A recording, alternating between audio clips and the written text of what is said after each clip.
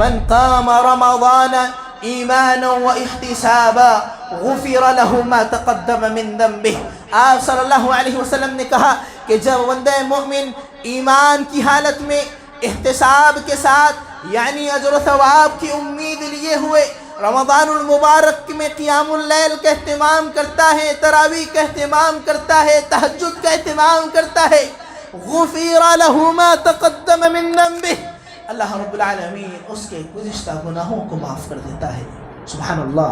محترم حاضرین گرامی، پتہ یہ چلتا ہے کہ اللہ رب العالمین نے رمضان المبارک کو کتنی خصوصیات اور کتنی فضیلتوں کا حامل بنایا ہے. محترم حاضرین، اس ماہ مبارک کے فضائل میں ایک فضیلت یہ بھی ہے کہ اگر گنجائش ہو بندے مومن کو سعادت حاصل ہو اور بندے مومن اس مبارک مہینے میں عمرہ کا اہتمام کر لے تو رمضان المبارک میں ادا کیے گئے عمرہ کا اجر و ثواب پیارے نبی جناب محمد رسول اللہ صلی اللہ علیہ وسلم کے ساتھ حج کرنے کے برابر ہے.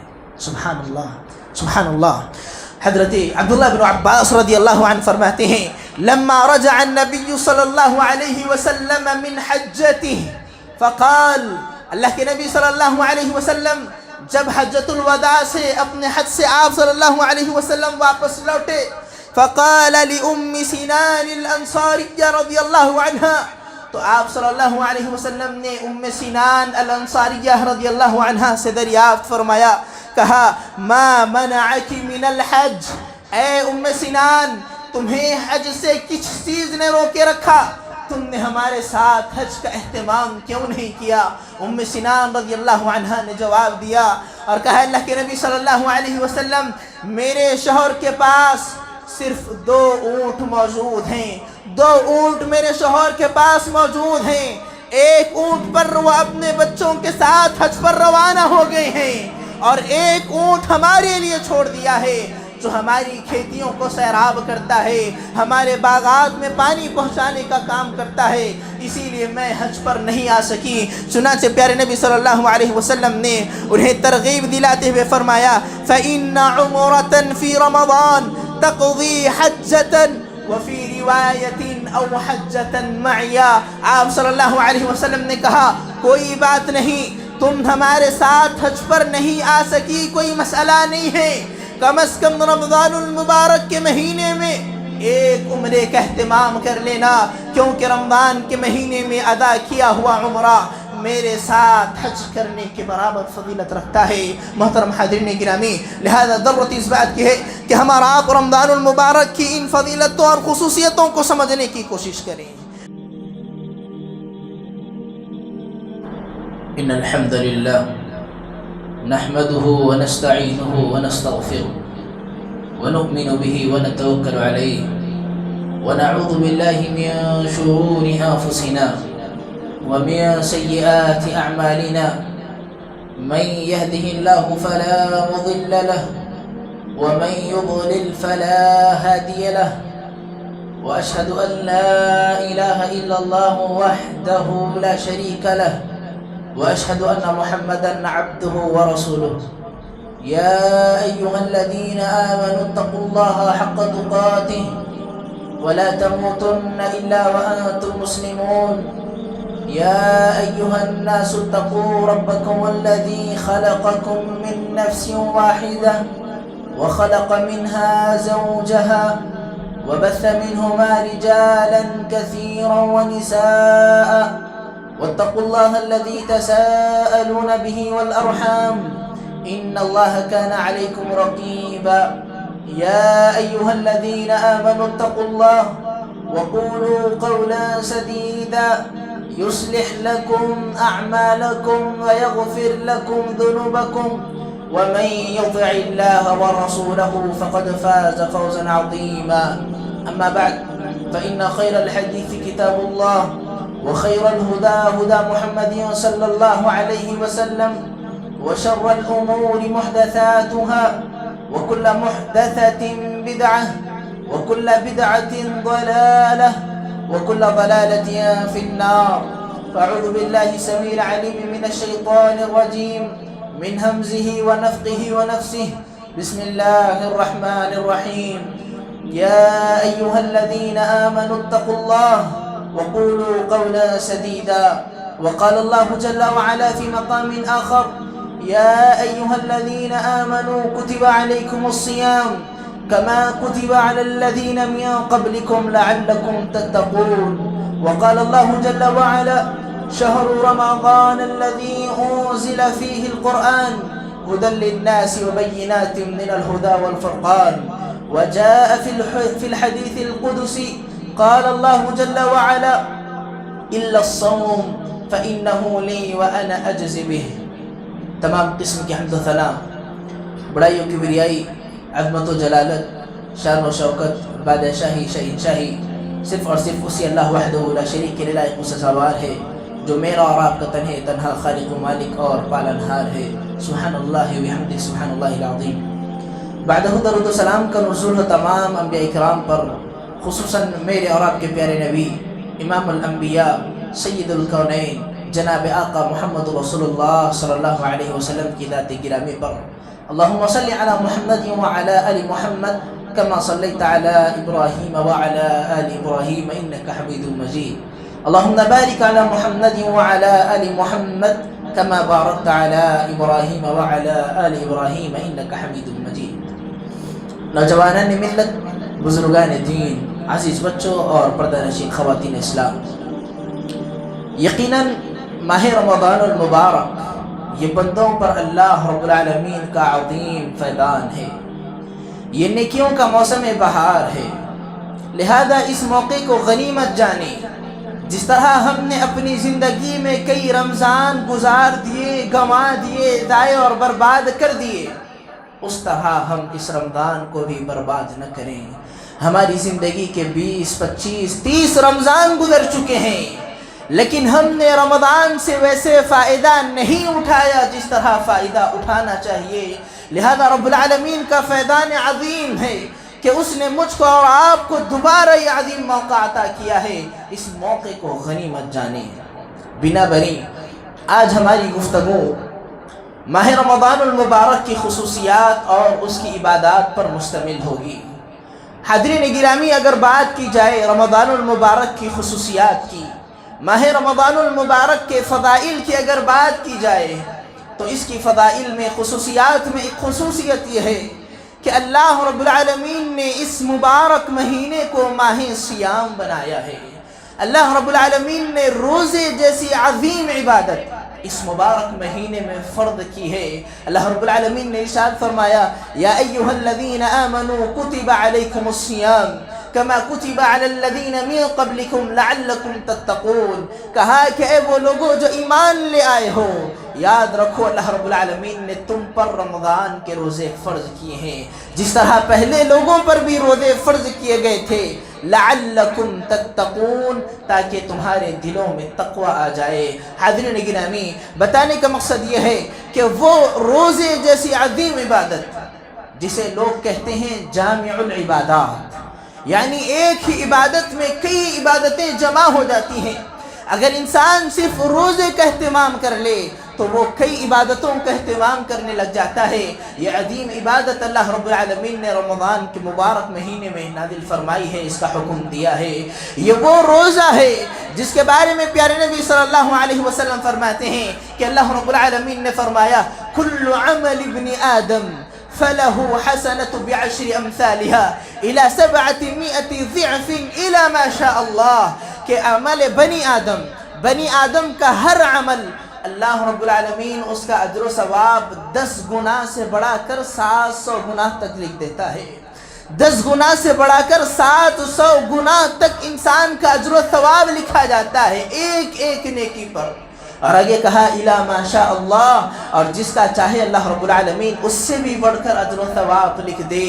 وَيَقُولُ اللَّهُ جَلَّ وَعَلَا، لیکن اللہ سبحانہ وتعالی فرماتا ہے إِلَّا الصَّوْمَ، سوائے روزے کے علاوہ تمام نیکیوں کا اجر و ثواب فکس کر دیا گیا ہے. لیکن جب روزے کی باری آئی تو رب العالمین نے کہا إِلَّا الصَّوْمَ فَإِنَّهُ لِي وَأَنَا أَجْزِي بِهِ، کیونکہ بندہ روزہ میرے لیے رکھتا ہے اور میں بذات خود اس کو اجر و ثواب دینے والا ہوں. سبحان اللہ. محترم حاضرین گرامی، اللہ رب العالمین نے روزے کا اجر و ثواب نہیں بتلایا، بلکہ کہا کہ یہ روزہ میرے لیے اور میں خود اس کا اجر و ثواب دینے والا ہوں. اور کتنا اجر و ثواب اللہ رب العالمین دینے والا ہے، اس کے اجر و ثواب کی کیا انتہا ہوگی. پیارے نبی صلی اللہ علیہ وسلم کی اس حدیث مبارکہ سے اندازہ لگائیں. آپ صلی اللہ علیہ وسلم نے فرمایا وَلِلصَّائِمِ فَرْحَتَانِ، کہا کہ بندہ مومن جب روزہ رکھتا ہے، روزے دار ہوتا ہے، تو روزے دار بندے کے لیے دو خوشی کے موقع ہیں. دو خوشی کے موقع اللہ رب العالمین نے روزے دار کو دیے ہیں. سب سے پہلا موقع آپ صلی اللہ علیہ وسلم نے فرمایا کہ جب بندہ مومن افطار کرنے کے لیے بیٹھتا ہے، سارا دن بھوک و پیاس کی شدت کو برداشت کرتے ہوئے انسان نے گزار دیا ہے، دھوپ اس کے سر پہ سے جا چکی ہے، بھوک سے اس کے پیٹ میں درد کی کیفیت پیدا ہو گئی ہے، پیاس کی وجہ سے اس کا حلق کانٹا بن چکا ہے، ساری بھوک و پیاس کی شدتیں برداشت کر چکا ہے، دوران صیام و خلوت کی جگہوں پر بھی گزرا، جہاں چاہے تو وہ ایک نوالا اپنے پیٹ میں اتار سکتا ہے، اگر چاہے تو پانی کا ایک گھونٹ اپنے حلق کے نیچے اتار سکتا ہے، لیکن اللہ رب العالمین کے خوف سے، اس کی رضا کے لیے، اس کی خوشنودی کے لیے، اجر و ثواب کی امید لیے ہوئے بندے مومن چاہے جلوت ہو یا خلوت ہو، اپنے روزے کا پاس و خیال رکھتا ہے، اپنی شہوتوں پر قابو پاتا ہے، اور اللہ رب العالمین کی منع کردہ چیزوں سے اجتناب کرتا ہوا سارا کا سارا دن روزے میں گزار دیتا ہے. اور جب افطار کے لیے بیٹھتا ہے تو دنیا جہاں کی نعمتیں اس کے سامنے رکھی ہوئی ہے، ٹھنڈا پانی میسر ہے جس سے وہ اپنی پیاس بجھا سکتا ہے، قسم قسم کے پھل فروٹ موجود ہیں، قسم قسم کے کھانے موجود ہیں. انسان جب سارا دن بھوک و پیاس برداشت کرنے کے بعد افطار کے لیے بیٹھتا ہے تو اسے دلی سکون اور اطمینان ملتا ہے. اور اس کے بعد دوسرا موقع جہاں روزے دار کے لیے خوشی کا موقع ہوگا، آپ صلی اللہ علیہ وسلم نے فرمایا وہ موقع رب العالمین سے ملاقات کا موقع ہوگا کہ جب ایک روزے دار اللہ سبحانہ و تعالیٰ سے ملاقات کرے گا، اللہ رب العالمین اسے اس روزے کا اتنا عظیم اجر و ثواب عطا کرے گا، اتنا اجر اللہ رب العالمین دے گا کہ بندہ مومن خوشی سے جھوم اٹھے گا. محترم حاضرین گرامی، بتانے کا مقصد یہ ہے کہ اللہ رب العالمین نے اس عظیم عبادت کو رمضان کے مہینے میں فرض کیا ہے، جو اس مہینے کی خصوصیت کو بڑھا دیتی ہے. اور ساتھ ہی ساتھ اس ماہ مبارک کی خصوصیات میں ایک خصوصیت یہ ہے کہ رب العالمین نے اس مبارک مہینے میں قرآن مجید کا نزول فرمایا ہے. وہ قرآن مجید جو ساری کائنات کے لیے رشد و ہدایت کا منبع قرار دی گئی، بندے مومن کے لیے دستور حیات قرار دی گئی، کامیابی اور کامرانی کا باعث جسے بتلایا گیا، وہ قرآن اللہ رب العالمین نے اس مبارک مہینے میں نازل فرمایا. وہی قرآن کے جس قرآن رات میں نازل کیا گیا، وہ رات اللہ رب العالمین نے ساری راتوں سے افضل بنا دی. جس مہینے میں اتارا وہ مہینہ سارے مہینوں میں افضل بنا دیا گیا. جس مقام پر یہ قرآن نازل کیا گیا وہ مقام بلد امین مبارک اور پرامن شہر قرار دیا گیا. جس نبی پر اتارا گیا وہ نبی تمام انبیاء میں افضل قرار دیا گیا. اور جس فرشتے کے ذریعے یہ قرآن بھیجا گیا وہ فرشتہ سردار الملائکہ، تمام فرشتوں کا سردار قرار دیا گیا. یہ عظیم کتاب اللہ رب العالمین نے اس مبارک مہینے میں نازل فرمائی اور کہا شہر رمضان الذی انزل فیہ القرآن ہدی للناس وبینات من الہدی والفرقان. کہا کہ اس مبارک مہینے میں ہم نے قرآن نازل فرمایا ہے جو لوگوں کے لیے رشد و ہدایت ہے اور فرقان ہے. رب العالمین نے ہماری کامیابی کا راز قرآن میں رکھا ہے. اللہ رب العالمین نے یہ قرآن ماہ مبارک میں نازل فرمایا ہے. محترم حاضرین گرامی، قرآن مجید کی خصوصیات اور فضائل کا کیا کہنا. عبداللہ ابن مسعود رضی اللہ عنہ فرماتے ہیں لو اراد العلم فلیثور القرآن. کہا کہ اگر کوئی شخص علم حاصل کرنا چاہتا ہے، دنیا جہاں کا علم سمیٹنا چاہتا ہے، اکٹھا کرنا چاہتا ہے، فَلْيُثَوِّرِ الْقُرْآنِ. کہا کہ ایسے بندے کو چاہیے وہ قرآن کا مطالعہ کرے، وہ قرآن کو پڑھے. کیوں قرآن کو پڑھنے کی تعلیم دی گئی؟ عبداللہ بن مسعود رضی اللہ عنہ فرماتے ہیں فَإِنَّ فِيهِ عِلْمُ الْأَوَّلِينَ وَالْآخِرِينَ. کیونکہ قرآن مجید یہ معمولی کتاب نہیں ہے، یہ وہ عظیم اور بابرکت کتاب ہے جس میں اللہ رب العالمین نے اولین و آخرین کے علم کو جمع کر دیا ہے۔ ہر طرح کا علم قرآن مجید میں موجود ہے، چاہے وہ سائنس ہو، فلکیات ہو، طب ہو یا دینی اور شرعی علوم ہو، ہر طرح کا علم قرآن مجید میں موجود ہے۔ یہی وجہ ہے کہ اسلاف جب اپنے بچوں کی تربیت اور پرورش کا آغاز کرتے، جب اسلاف اپنے بچوں کی تعلیم کا آغاز کرتے تو سب سے پہلے انہیں قرآن کی تعلیم دیا کرتے تھے، پہلے قرآن کی تعلیم دیتے، اس کے بعد دیگر علوم و فنون انہیں سکھلایا کرتے تھے۔ ایک شاعر نے اپنے شعر میں اس معنی کو کیا خوب انداز میں سمیٹا ہے۔ شاعر کہتا ہے تلاش علم تو پہنچ گیا کہاں سے کہاں جہاں میں، تلاش علم تو پہنچ گیا کہاں سے کہاں جہاں میں، بتا تو صحیح وہ کون سا سبق تھا جو نہیں دیا خدا نے قرآن میں۔ محترم حاضرین گرامی، قرآن مجید یہ ہماری اور آپ کی کامیابی و کامرانی کا ذریعہ، وہ واقعہ میں نے آپ کو بارہا سنایا ہے۔ ناصح، اللہ رب العالمین حضرت ناصح کو کتنا بلند مقام عطا کیا، صرف اور صرف قرآن مجید کی بدولت۔ اور اس کے بعد عمر بن خطاب رضی اللہ عنہ پیارے نبی صلی اللہ علیہ وسلم کی حدیث نقل فرماتے ہیں ان اللہ یرفع بهذا الكتاب اقواما ويضع به آخرین، کہ اللہ رب العالمین اسی قرآن مجید کی وجہ سے قوموں کو عروج عطا کرتا ہے، اور اسی قرآن مجید کو چھوڑنے کی وجہ سے، ترک کرنے کی وجہ سے، پس پشت ڈالنے کی وجہ سے، نہ پڑھنے، نہ سمجھنے اور نہ سمجھانے کی وجہ سے رب العالمین قوموں کو ذلیل و رسوا کر دیتا ہے، تباہ و برباد کر دیتا ہے۔ محترم حاضرین گرامی، یہ اللہ رب العالمین نے قرآن مجید جیسی عظیم کتاب ماہ مبارک میں نازل فرمائی ہے جو اس مہینے کی عظمت کو اجاگر کرتی ہے۔ محترم حاضرین گرامی، ماہ رمضان المبارک کی فضائل اور خصوصیات میں ایک خصوصیت یہ بھی ہے کہ اس مہینے میں قیام کی فضیلت بندے مومن کے لیے غفران بتلائی گئی ہے۔ اس مہینے میں قیام اللیل کا اہتمام کرنا بندے مومن کی مغفرت کا باعث ہے۔ پیارے نبی صلی اللہ علیہ وسلم فرماتے ہیں، صحیح بخاری کی روایت ہے، من قام رمضان ایمانا و احتسابا غفر له ما تقدم من ذنبه۔ آپ صلی اللہ علیہ وسلم نے کہا کہ جب بندے مومن ایمان کی حالت میں احتساب کے ساتھ، یعنی اجر و ثواب کی امید لیے ہوئے رمضان المبارک میں قیام اللیل کا اہتمام کرتا ہے، تراویح کا اہتمام کرتا ہے، تہجد کا اہتمام کرتا ہے، غفر له ما تقدم من ذنبه، اللہ رب العالمین اس کے گزشتہ گناہوں کو معاف کر دیتا ہے۔ سبحان اللہ۔ محترم حاضرین گرامی، پتہ یہ چلتا ہے کہ اللہ رب العالمین نے رمضان المبارک کو کتنی خصوصیات اور کتنی فضیلتوں کا حامل بنایا ہے۔ محترم حاضرین، اس ماہ مبارک کے فضائل میں ایک فضیلت یہ بھی ہے کہ اگر گنجائش ہو، بندے مومن کو سعادت حاصل ہو اور بندے مومن اس مبارک مہینے میں عمرہ کا اہتمام کر لے تو رمضان المبارک میں ادا کیے گئے عمرہ کا اجر و ثواب پیارے نبی جناب محمد رسول اللہ صلی اللہ علیہ وسلم کے ساتھ حج کرنے کے برابر ہے۔ سبحان اللہ، سبحان اللہ۔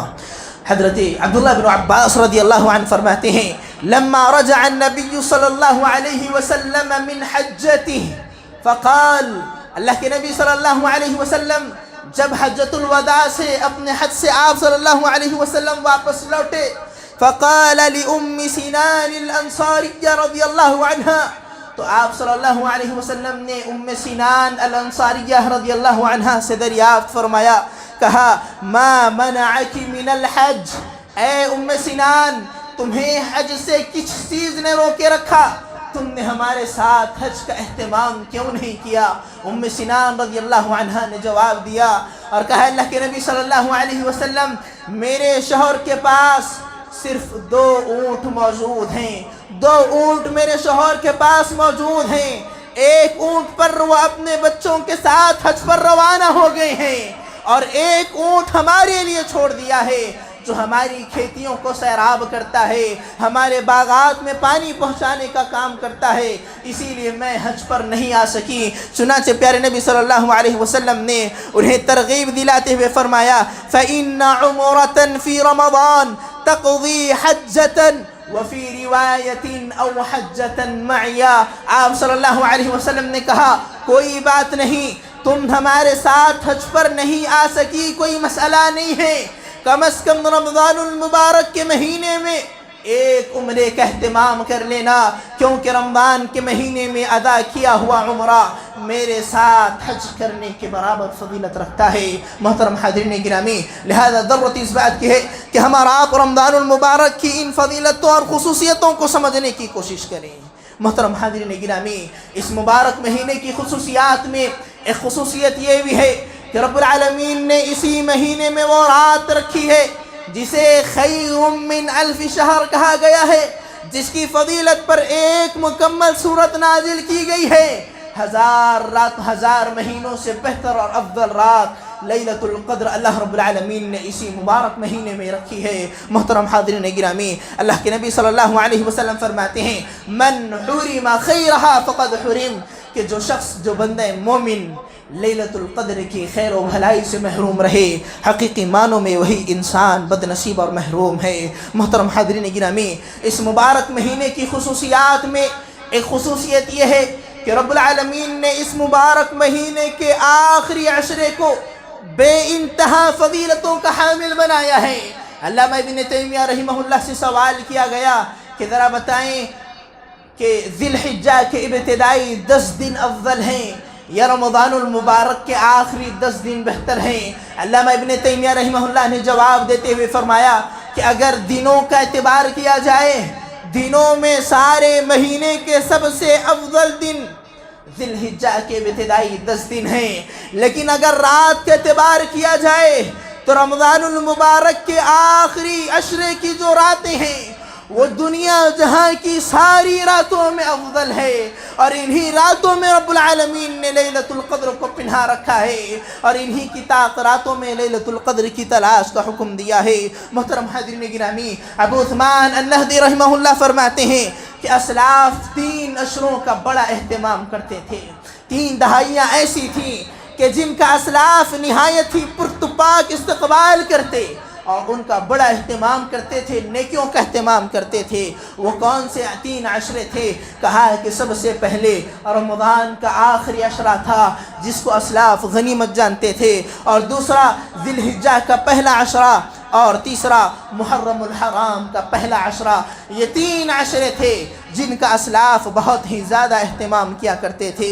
محترم حاضرین گرامی، یہ وہ مبارک مہینہ ہے جس کو اتنی خصوصیتیں اور فضیلتیں حاصل ہیں کہ سال کے 12 مہینوں میں کسی مہینے کو یہ خصوصیت اور فضیلت حاصل نہیں ہے۔ اللہ کے نبی صلی اللہ علیہ وسلم نے فرمایا، جب اس مبارک مہینے کا آغاز ہوتا ہے، اس مبارک مہینے کی پہلی رات ہی ہوتی ہے کہ اللہ رب العالمین جنت کے دروازے کھول دیتا ہے، جہنم کے دروازے بند کر دیتا ہے، سرکش شیاطین کو جکڑ دیا جاتا ہے۔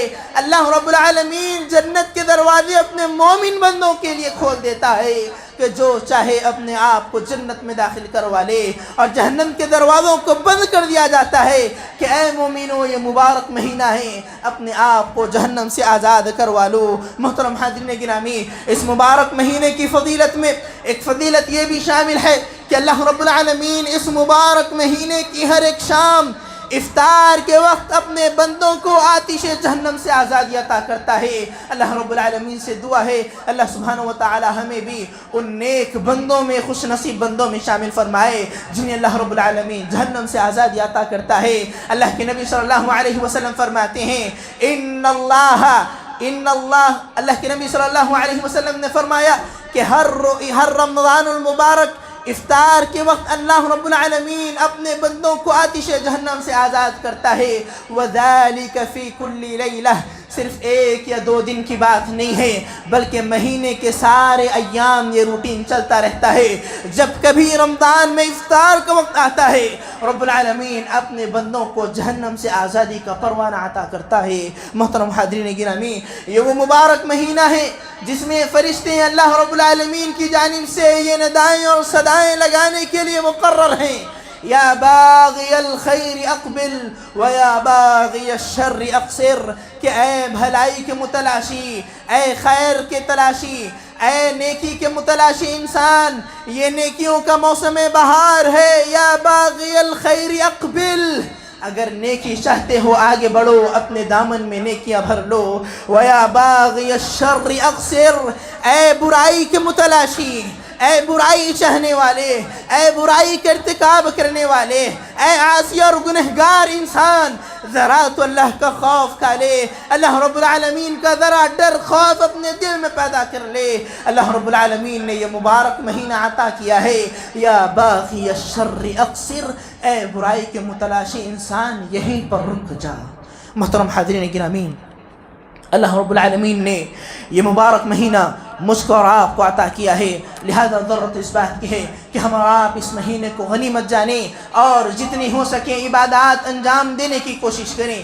اگر بات کی جائے اس مبارک مہینے کی عبادات کی، تو اس مبارک مہینے کی عبادات میں سب سے پہلے عبادت روزہ ہے، جو رب العالمین نے اس مبارک مہینے میں فرض قرار دیا، اور اس کی فضیلت بتلاتے ہوئے فرمایا من صام رمضان ایمانا و احتسابا غفر له ما تقدم من ذنبه، کہ جو شخص ایمان اور اجر و ثواب کی امید لیے ہوئے رمضان المبارک کے روزوں کا اہتمام کرتا ہے، رب العالمین اس کے پچھلے گناہوں کو معاف کر دیتا ہے۔ روزوں کی ایک فضیلت یہ بھی بتلائی گئی کہ رب العالمین بذات خود اس کا اجر و ثواب دینے والا ہے، اور اس کی ایک فضیلت یہ بھی بتلائی گئی کہ اللہ رب العالمین جب اس روزے کا اجر و ثواب عطا کرے گا، بندہ مومن خوشی سے جھوم اٹھے گا۔ لہذا جتنا زیادہ ہو سکے، بلکہ رمضان المبارک کے تمام دنوں میں مجھ کو اور آپ کو روزہ رکھنا ضروری ہے، یہ فرض عین ہے، واجب اور لازم ہے۔ کسی بھی صورت میں روزے سے چھٹکارا نہیں ہے، الا یہ کہ بہت ہی زیادہ بیمار ہو یا بہت ہی زیادہ بوڑھے ہو چکے ہوں، تو رب العالمین نے ایسے لوگوں کے لیے رخصت دی ہے اور ان کے لیے کفارہ بتلایا ہے، مسکین کو کھانا کھلانا۔ لیکن جو جوان ہیں، جو توانا ہیں، جن کو رب العالمین نے صحت بھی دی ہے، طاقت و قوت بھی دی ہے، اگر وہ کوئی چھوٹا موٹا جھوٹا عذر پیش کریں کہ ہمارے لیے مشکل ہوتی ہے، روزہ ہم سے برداشت نہیں ہوتا، بھوک و پیاس کی شدت ہم سے برداشت نہیں ہوتی، یاد رکھو یہ عذر اور ہیلے بہانے رب العالمین کی بارگاہ میں کام آنے والے نہیں ہیں، بلکہ ان کا یہ وہ انجام ہونے والا ہے جو انجام پیارے نبی صلی اللہ علیہ وسلم نے بتلایا کہ آپ صلی اللہ علیہ وسلم کو جب معراج کروائی گئی، آپ صلی اللہ علیہ وسلم نے دیکھا کہ کچھ لوگوں کے جبڑے چیرے جا رہے ہیں، نہایت ہی بدترین عذاب سے انہیں دوچار کیا جا رہا ہے۔ جب سوال کیا گیا تو انہیں اللہ کے نبی صلی اللہ علیہ وسلم کو بتلایا گیا کہ یہ وہ لوگ ہیں جو روزوں کا اہتمام نہیں کرتے تھے، روزوں کے دنوں میں کھاتے اور پیتے پھرتے تھے۔ محترم حاضرین گرامی، ایک دوسرا عمل اور دوسری عبادت جو ہمیں خصوصی طور پر اس مبارک مہینے میں انجام دینی ہے، وہ تلاوت قرآن مجید کی عبادت ہے۔ چونکہ یہ مہینہ ماہ قرآن ہے، لہذا جتنا زیادہ ہو سکے قرآن مجید کی تلاوت کی کوشش کریں، قرآن کو پڑھیں، سمجھیں اور قرآن سننے کی کوشش کریں۔ اللہ رب العالمین نے یہ قرآن ہمارے اور آپ کے لیے نازل کیا ہے، اور اس کا اجر و ثواب بھی بتلایا گیا کہ اللہ رب العالمین ایک ایک حرف پر 30 نیکیاں عطا کرتا ہے، اور پھر تو یہ نیکیوں کا موسم بہار ہے، 700 گنا تک بڑھا کر نیکیاں دی جاتی ہیں ایک ایک حرف پر، اور اگر اللہ چاہے تو اس سے بھی بڑا چڑھا کر دے سکتا ہے۔ محترم حاضرین گرامی، لہذا ضرورت اس بات کی ہے کہ ہم اور آپ ہر دن معمول بنا لیں کہ کم از کم ایک پارہ دن اور رات میں قرآن مجید کے میں سے پڑھنے کی کوشش کریں، اور سارے کے سارے رمضان میں کم از کم ایک دفعہ قرآن مجید مکمل تلاوت کرنے کی کوشش کریں۔ محترم حاضرین گرامی، ایک تیسری عبادت جو مجھ کو اور آپ کو خصوصی طور پر اس مبارک مہینے میں کرنی ہے، وہ زیادہ سے زیادہ دعاؤں کا اہتمام ہے۔ دعا مومن بندے کا ہتھیار ہے، دعا یہ اللہ رب العالمین کی دی ہوئی بڑی نعمت ہے۔ اللہ رب العالمین سے جتنی زیادہ ہو سکے دعاؤں کا اہتمام کریں۔ جب بندہ مومن حالت سیام میں دعاؤں کا اہتمام کرے، اور بالخصوص افطار سے پہلے کے اوقات میں دعاؤں کا اگر اہتمام کیا جائے، رب العالمین ایسی دعاؤں کو رد نہیں کرتا، فوراً قبول کر لیتا ہے۔ لہذا ہماری جتنی مشکلات ہیں، جتنے مصائب ہیں، ہمارے جتنے گلے شکوے ہیں، ہاتھ اٹھائیں رب العالمین کے دربار میں اور مانگے اللہ رب العالمین سے۔ اللہ رب العالمین نوازنے کے لیے تیار ہے، رب العالمین دینے کے لیے تیار ہے، بس آپ ہاتھ اٹھائیں اور اللہ رب العالمین سے مانگیں۔ محترم حاضرین گرامی، ایک چوتھی عبادت جو خصوصی طور پر اس ماہ مبارک میں انجام دینی ہے، وہ آخری عشرے کا اعتکاف ہے۔ یہ پیارے نبی صلی اللہ علیہ وسلم کی سنت ہے۔ آپ صلی اللہ علیہ وسلم کے تعلق سے پیارے نبی صلی اللہ علیہ وسلم کی زوج محترمہ ام المؤمنین عائشہ صدیقہ رضی اللہ عنہا فرماتی ہیں ان النبی صلی اللہ علیہ وسلم كان يعتكف العشر الأواخر من رمضان حتى توفاه۔ اللہ کے نبی صلی اللہ علیہ وسلم ہر رمضان المبارک کے آخری عشرے میں مسجد میں اعتکاف کا اہتمام کیا کرتے تھے، حتی توفاہ، یہاں تک کہ آپ صلی اللہ علیہ وسلم کی وفات ہو گئی۔ وفات تک آپ صلی اللہ علیہ وسلم کا یہ معمول تھا کہ آپ ہر رمضان المبارک کے آخری عشرے میں اعتکاف کا اہتمام کیا کرتے تھے۔ اما عائشہ صدیقہ رضی اللہ عنہا آگے فرماتی ہیں ثم اعتکف ازواجہ من بعدہ، اور آپ صلی اللہ علیہ وسلم کی وفات کے بعد آپ کی ازواج مطہرات نے اعتکاف کا اہتمام کرنا شروع کیا۔ محترم حاضرین گرامی، لہذا ضرورت اس بات کی ہے کہ ہم اور آپ اس مبارک مہینے کو غنیمت جانیں اور اس مہینے کے آخری عشرے میں اعتکاف کی حتی المقدور کوشش کریں۔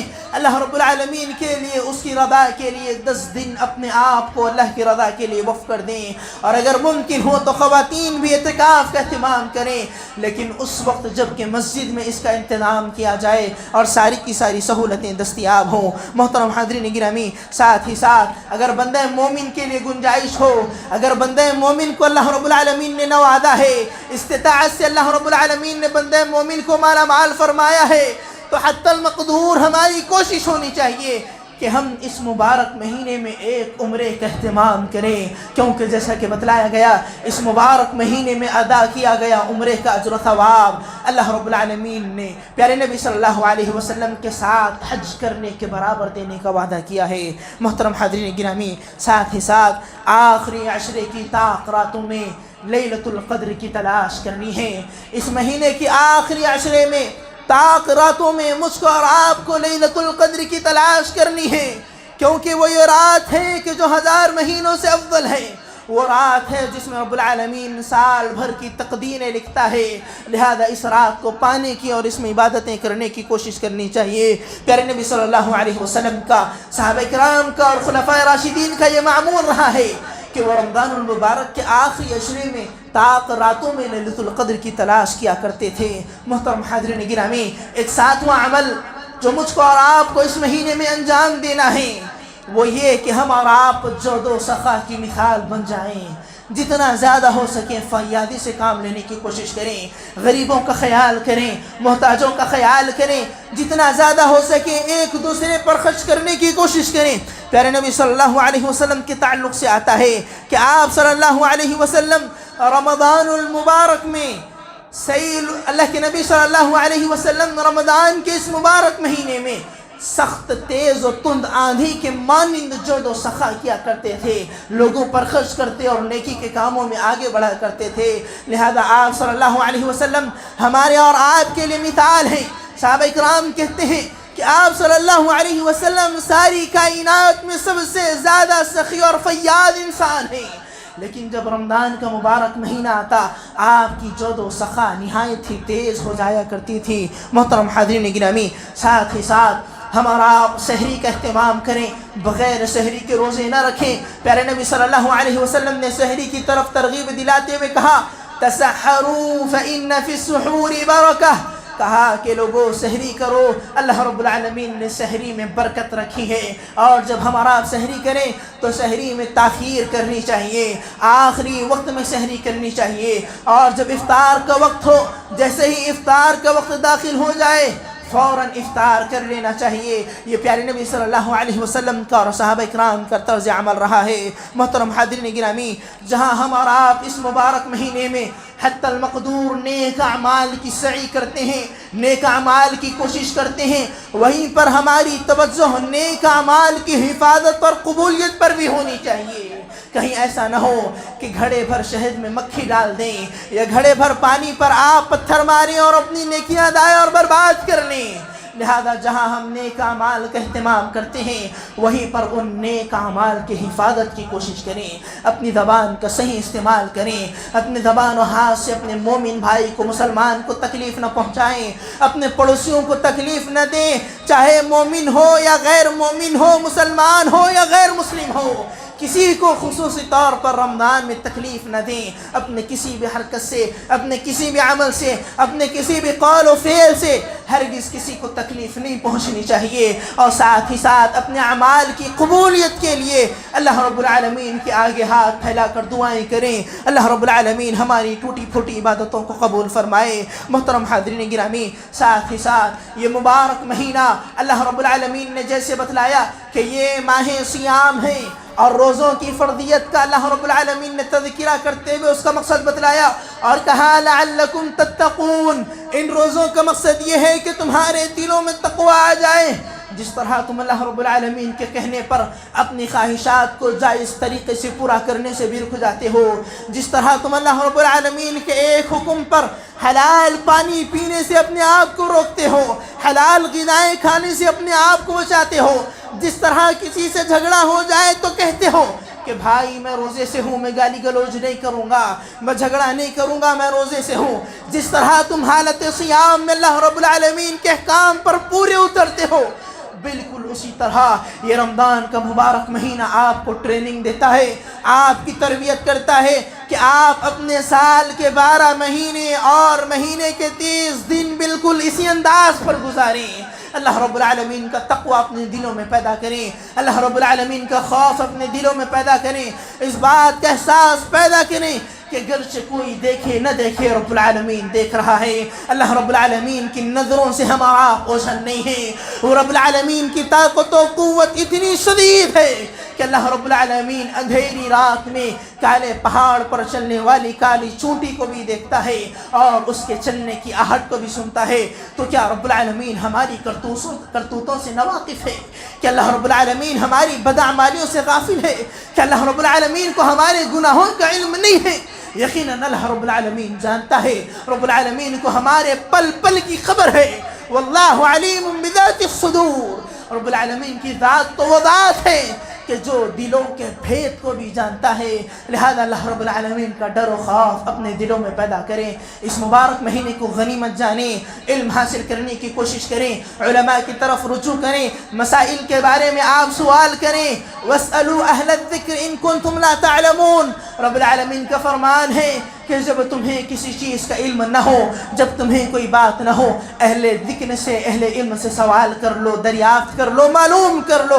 لہذا یہ مبارک مہینہ ہے، ہم اور آپ اس مبارک مہینے میں علم حاصل کرنے کی کوشش کریں، اپنے علم میں اضافہ کریں اور علم کے مطابق عمل کرنے کی کوشش کریں۔ اللہ سبحانہ وتعالی سے دعا ہے کہ اللہ سبحانہ وتعالی ہم تمام کو اس مبارک مہینے کو غنیمت جاننے کی توفیق عطا فرمائے۔ اللہ رب العالمین اس مبارک مہینے میں ہماری مغفرت فرمائے۔ اللہ سبحانہ وتعالی ہمیں جنت میں داخلہ عطا فرمائے۔ اللہ سبحانہ وتعالی جتنی ہو سکے ہمیں نیک اعمال انجام دینے کی توفیق عطا فرمائے اور ہماری عبادتوں کو شرف قبولیت عطا فرمائے۔ اللہ رب العالمین عالم اسلام پر رحم فرمائے، ظالموں کو نیست و نابود فرمائے، اہل اسلام کی عزت و آبرو کی حفاظت فرمائے، ان کی جان و مال کی حفاظت فرمائے، جب تک زندہ رکھے اسلام پر، ایمان پر زندہ رکھے، اور جب خاتمہ ہو تو توحید پر ختمہ عطا فرمائے۔ آمین ثم آمین، وآخر دعوانا ان الحمد للہ رب العالمین۔